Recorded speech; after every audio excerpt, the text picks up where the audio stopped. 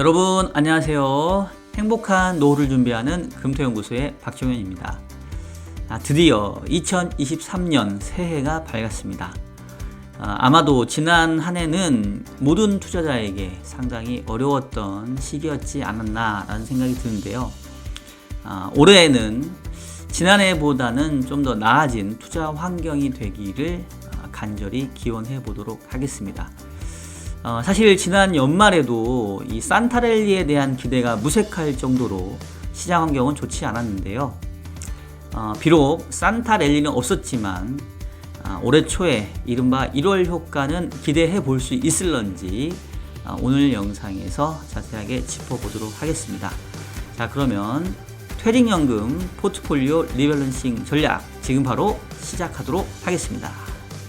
자, 먼저 최근 시장부터 살펴보면 사실 연말 시장이 앞서서 얘기했던 것처럼 그렇게 썩 분위기가 좋진 않았습니다. 사실은 뭐 상당히 좀 안 좋았다라고 봐야 될 것 같은데, 미국 시장 같은 경우에는 그래도 29일 날 장이 조금 반등을 하면서 뭐 주간 단위로는 거의 약보합 정도에 머무르기도 했고요.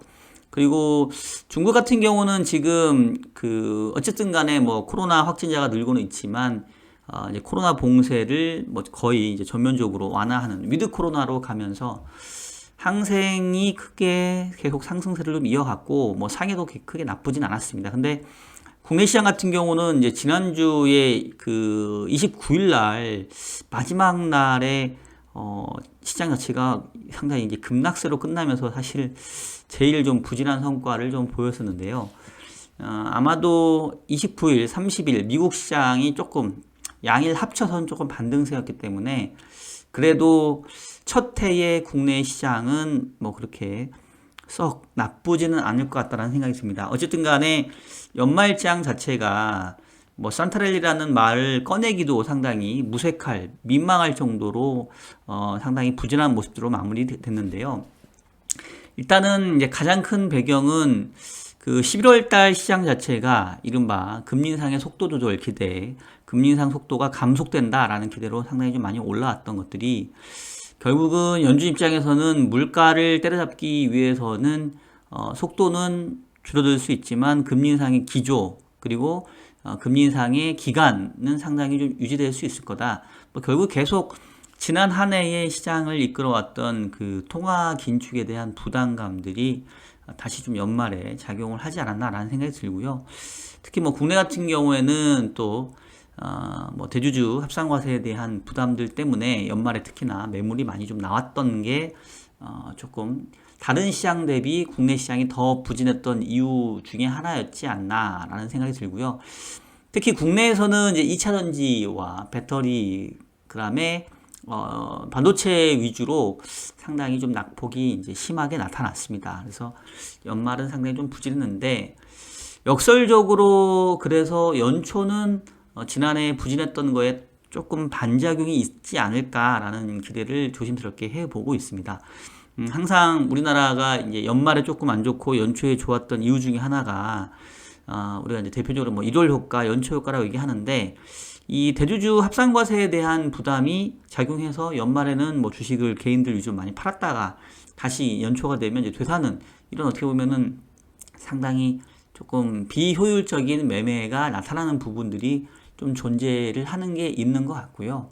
그리고 아까 얘기했던 것처럼 다른 시장 대비, 특히 미국 시장 대비 국내 시장이 좀 더 부진했기 때문에 이제 그런 부분에 대한 부분도 조금 12월에 많이 빠진 부분들이 1월 달에는 좀 완충 효과를 낼 수 있다라고 기대를 해볼 수 있겠고, 그 다음에 이제 또 한 가지 기대해 볼 수 있는 거는 최근에 이제 중국 관련 종목들과 증시가 그렇게 나쁘지 않은 모습들을 좀 보여주고 있는데요. 특히나 이제 항생지수가 최근에 상당히 좀 빠르게 반등을 좀 하고 있습니다. 지금 저점 대비로 봤었을 때는 지난 12월에도 거의 5% 넘는 상승세를 보였었고, 지금 지난 10월 말 이후로 상당히 상승폭을 크게 하고 있는데, 기본적으로 이 올해 시장의 가장 큰 이슈는 중국 경제가 과연 세계 경제와 한국 경제에 플러스가 되느냐 아니냐인 것 같아요.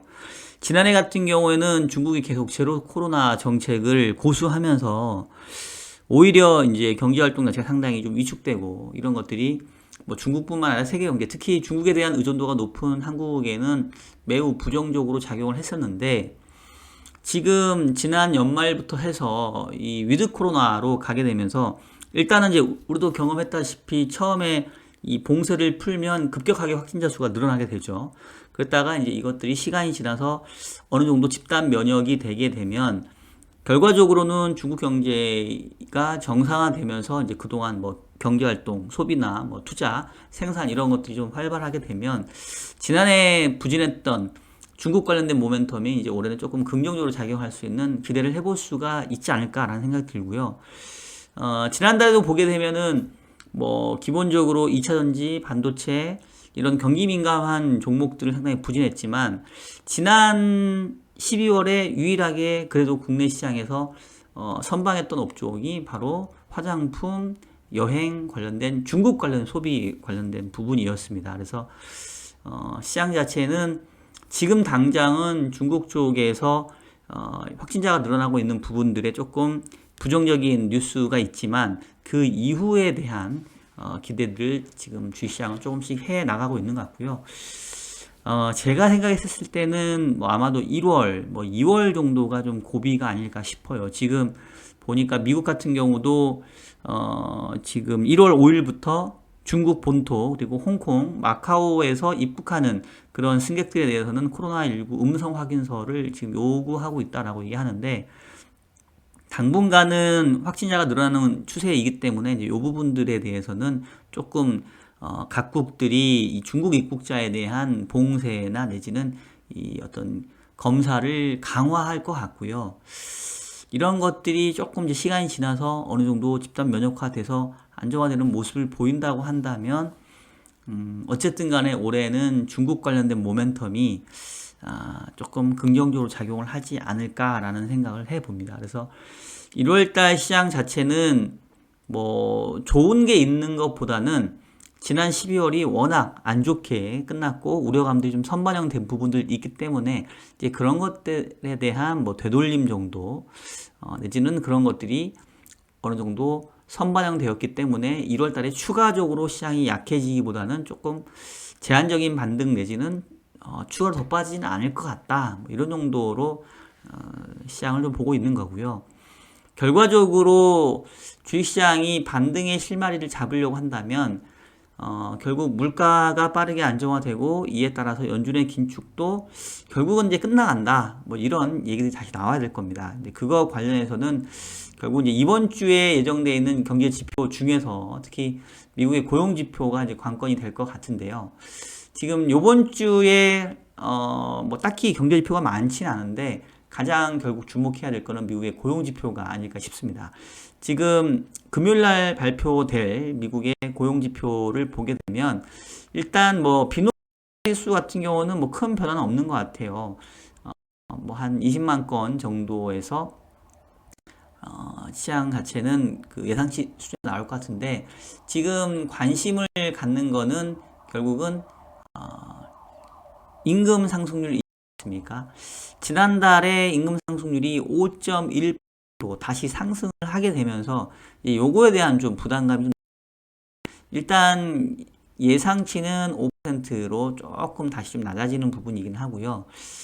결국은 임금 상승률이 한 4% 전후까지는 떨어져 줘야 이런 것들이 전적으로 물가의 수준 자체를 좀 한 단계 레벨 다운 시키는 이런 모습 작용을 할 것 같아요. 그래서 고용시장에서 얼마만큼 빠르게 고용 둔화가 나타나면서 임금 상승률도 낮아지는지가 관건일 것 같은데 이번 주 금요일 날 지표를 한번 눈여겨봐야 될 것 같고요. 일단은 지난달에 5.1로 꼬리를 틀게 되면서 연준의 우려감을 자극했는데 다시 조금 낮아지게 되면 다소 이 인플레이션에 대한 긴장감도 조금은 완화될 수 있지 않겠냐 뭐 이런 기대들을 좀 조심스럽게 해볼 수가 있겠고요.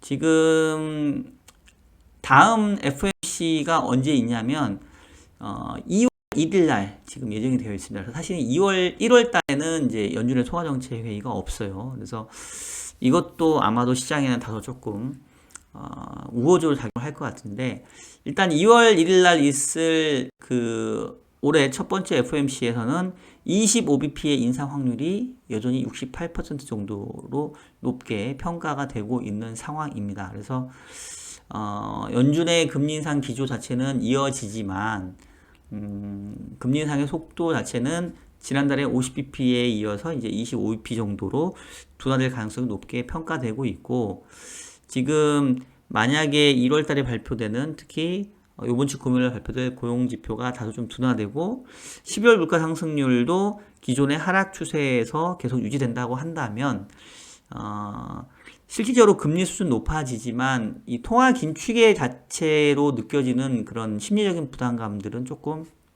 완화되는 모습일 것 같아요. 그래서 지난 12월 그리고 최근에 보게 되면은 다시 글로벌 금리가 조금 상승하는 모습들을 좀 보였는데요.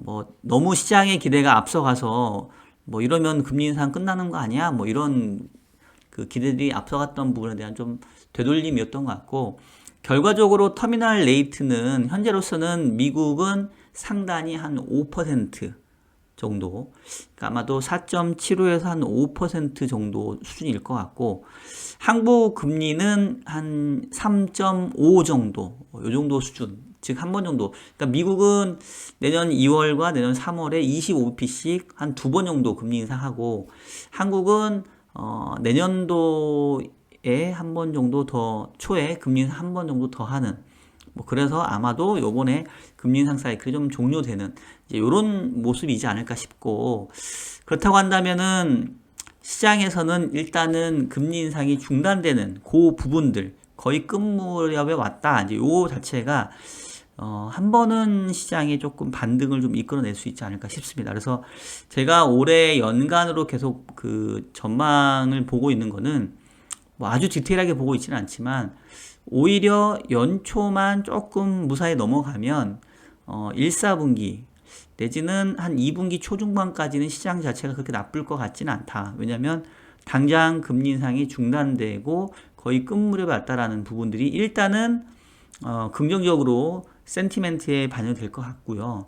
근데 오히려 하반기가 더 걱정된다라는 게, 실질적으로 이제 높아진 금리 수준이 계속 유지되면서 시차를 두고 경기 침체가 이제 나중에 올 거거든요. 특히나 1, 4분기 실적이 발표되는 2분기 이후에나 이제 이런 것들이 좀 현실적으로 좀 느껴질 거기 때문에, 그래서 오히려 연초나 상반기, 특히 1분기는 의외로 시장 자체가 경기 침체와 부정적인 뉴스를 선반영을 했는데 생각보다 경기 침체가 그렇게 빨리 눈앞에 오지는 않네, 지표가 망가지진 않네, 이제 이런 걸 보면서 조금 반등했다가 오히려 이제 누적된 금리 상승에 대한 부담이 시차를 두고 나타나는 뭐 2분기 이후 하반기가 오히려 시장은 좀 더 불안하지 않을까, 이제 이런 전망을 저는 하고 있는 상황입니다. 그래서 연말 연초를 이렇게 나쁘게 보진 않았는데, 생각보다 이제 12월 달이 워낙 크게 망가져서 다소 조금 저도 당황스럽긴 한데, 일단은 연초는 지난 연말에 부정적이었던 부분들이 조금은 다시 되돌릴 수 있지 않겠냐라는 기대를 좀 하고 있고요. 큰 그림 상에서는 차라리 오히려 상반기가 주식시장만 놓고 보면 오히려 투자 기회가 더 많을 것 같다라는 게 기본적인 입장이고, 이제 그에 대한 포트를 12월에 했기 때문에 뭐 1월 달에 추가적으로 뭐 주식 비중 높인다던가 뭐 이럴 것 같진 않고요. 지금 전체 포트 성과는 저도 지난 12월이 다시 조금 안 좋았었고요. 앞서 얘기했던 것처럼 뭐 여행이나 그 화장품, 그 다음에 중국 관련된 뭐 항생테크 뭐 이런 정도만 반등이 있었고, 나머지 저도 상당히 좀 안 좋았습니다. 그 지난달에 제가 추가적으로 한 3종목 정도 편입을 했었는데요. 일단은 그 만기 매칭형 채권 ETF KB스타 25-11 회사채 고금리 메리트를 노리면서 조금 편입했었는데, 뭐 일단은 그냥 강보합 정도였고, 그 다음에 이제 에이스 엔비디아라고 하는 단일 종목 ETF를 좋게 봤는데, 뭐 사실 지난달에 상당히 안 좋았습니다. 근데 뭐 크게 나쁠 것 같진 않아서 계속 좀 가져갈 생각이고요. 그리고 이제 미디어 엔터테인먼트 쪽 낙폭 과대 성장주 지난달에 좀 괜찮게 봤는데 뭐 여전히 그렇게 썩 좋지는 않았습니다만은 뭐 일단 계속 가져갈 생각이고요. 이번 달에는 추가적으로 좀 확대할 게 기본적으로 뭐 시장 자체는 뭐 주식 시장을 제가 아주 세게 본다기보다는 지금 정도 수준에서는 추가적으로 뭐 손절하고 비중 축소하기에는 이미 좀 때는 지난 것 같다. 오히려 지금은 조금 버티고 낙폭 과대 종목들 있으면 어느 정도 다시 조금 물타기 하고 뭐 이런 정도 수준이라고 보고 있기 때문에 기존의 포트에서 크게 변화를 주지는 않는 정도이고요. 올 한해 전체적으로 결국은 투자 기회는 역시 주식보다는 채권 쪽에 있다고 보기 때문에 채권 쪽 비중을 계속 높일 건데 그 중에서도 국채는 어느 정도 최근에 금리가 빠르게 하락하면서 투자 메리트가 많이 훼손이 됐고요. 여전히 회사채에서 결국 기회를 좀 찾아봐야 된다고 보고 있습니다. 지난 한 달 동안도 그렇고 최근도 보면은 국채 금리는 올라가지만 회사채 금리는 지금 계속 이렇게 꾸역꾸역 흘러내리고 있거든요. 그리고 여전히 AA- 금리가 3년짜리 기준으로 5% 초중반 정도이기 때문에 그렇게 레벨상으로도 나쁘지는 않을 것 같아요. 그래서 올해 채권 시장은 이른바 고금리 채권을 들고 가면서 캐리하는 높은 금리의 이자 수익을 이제 따먹는 이런 장이 될 걸로 생각이 되기 때문에 그래서 포트폴리오도 역시 전체적으로 회사채에 관련된 회사채 만기 매칭형 ETF랑 뭐 중기 우량 회사채 ETF 기존에 가지고 있던 것들 이런 거 위주로 1월 달에는 추가적으로 자금 유입되는 거를 계속 편입할 생각이 있고요. 뭐 주식 같은 경우는 뭐 이미 기존에 많이 포트를 늘려놓은 상황이기 때문에 여기서 더 줄이진 않는다. 손절을 하진 않겠다. 계속 가져가고 오히려 조금 물타기 하는 포인트를 좀 지켜보겠다. 뭐 이런 정도로 말씀을 드릴 수가 있을 것 같습니다. 자, 여러분 지금까지 1월 리밸런싱 전략 간단하게 말씀드렸고요. 저도 연말 연초에 조금 가족들과 쉬기도 하고 해서 영상을 길게 올리지는 못했습니다. 다음 주 시장 상황 좀 지켜보면서 계속해서 업데이트 해 나가도록 하겠고요.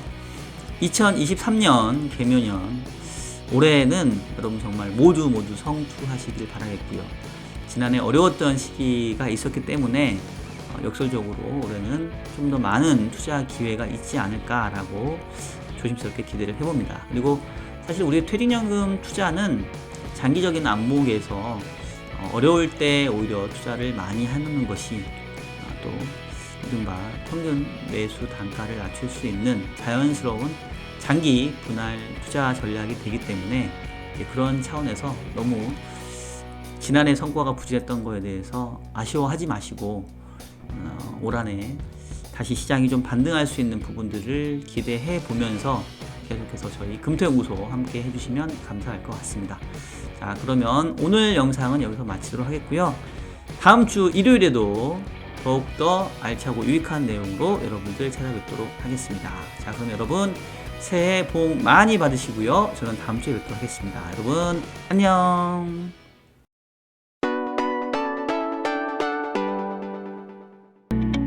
저희 평택우리병원은 환자분들의 신뢰를 바탕으로 꼭 필요한 치료를 하는 체계화된 시스템을 운영하겠습니다.